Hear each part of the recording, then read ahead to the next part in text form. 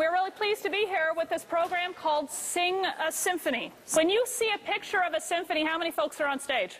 A lot. Would you say over 100? Sometimes. Let's count again. How many singers do I have on stage? 7. We're going to sing a symphony today. Do you think we can do it? Yes. All right. So we've defined what a symphony is. We've defined what an orchestra is. Tell me, what is singing? Please raise your hand. Deceivingly simple. What is singing? Yes? Making music through your voice? Perfect. Singing is when you make musical sounds with your throat that fall into a ball that is defined by tonality. You guys know the word tonality? Like what key it's in, and rhythm. So who here thinks singing is easy? Easy? Sometimes who here thinks singing is hard? Who here thinks singing is hard? Who here thinks singing is easy and hard? So let's talk a little bit now why singing is hard. Who knows how you make sound? Raise your hand. Well, that is sound, but how did that happen? Yes, ma'am? Vibration of your vocal cords. These are rubber bands. If I pull them tight and blow on them, can you kind of hear that? So these are your vocal cords, right? So you've got your vocal cords in your throat. What are vocal cords? They're none of those things. What they are is interesting, weird tissue. They are the weirdest things in the body, I think. They are the strangest little things. They are little pieces of tissue that have a bunch of muscles in them, so they can take any kind of shape you want them to. They're like the original transformer. So what happens is you have air, and your vocal cords take some sort of shape, and you blow air over them, and you can talk.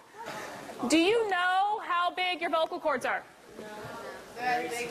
Where are they? Girl. Okay, so how big can they, how little do they have to be?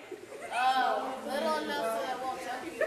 Right. When I'm talking, can you see all this stuff going on in my neck? Yes, I can. Are any of those things my vocal cords? No. If you drew a V on this penny, from here down to here up to here, that's how big your vocal cords are. So with this tiny little penny in your throat, you make all the sounds you can make. So as an example, Ben Winters. Ben is my lowest bass. Sing your lowest, Sure, yeah. lowest note.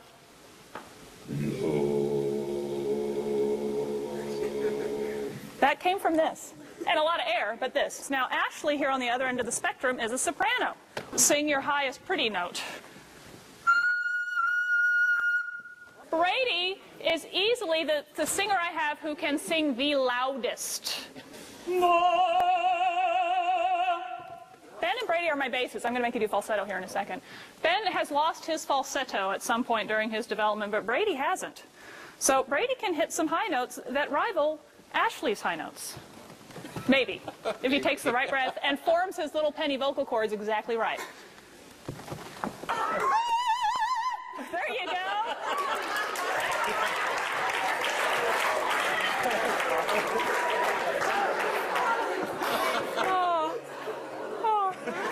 So that is why singing is hard.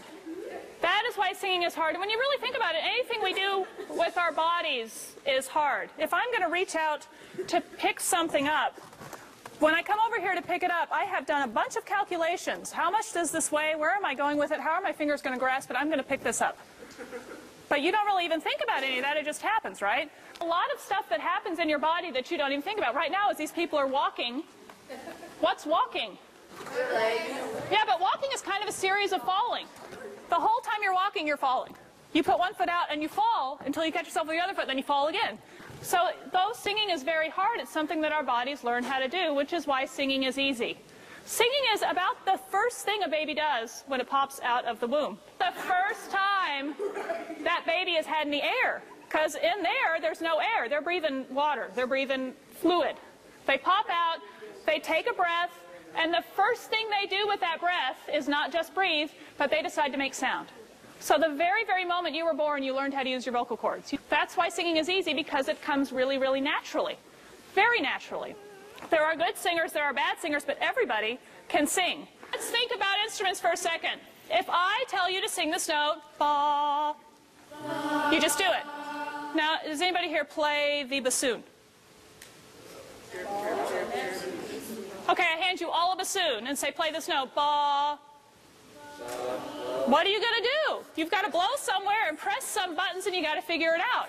So if you're going to play an instrument, you've got to do a lot more study on how the instrument works.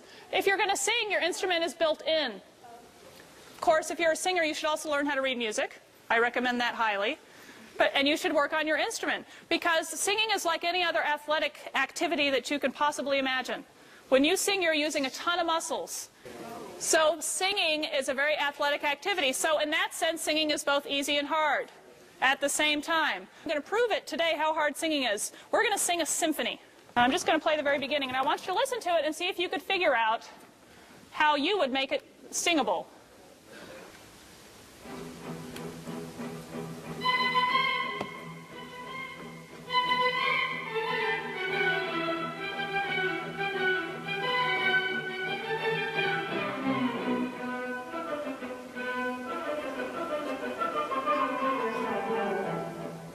All right, so far that's pretty easy, right?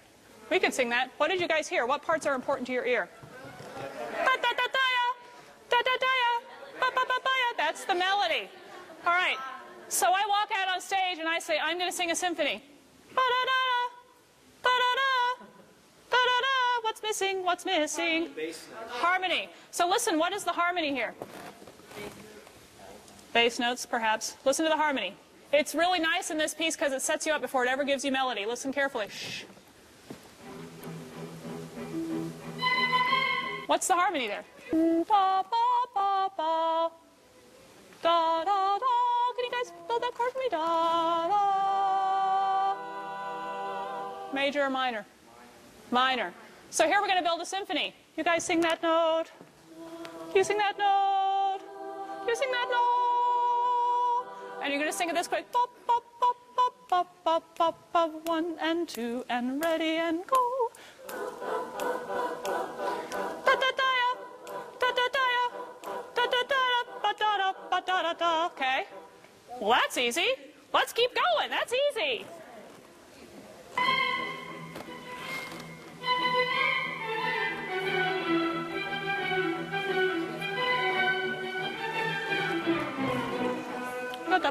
Easy because it's instruments by themselves.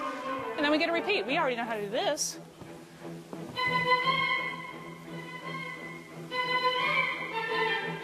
Pretty easy. Chord changes, but we can still do it.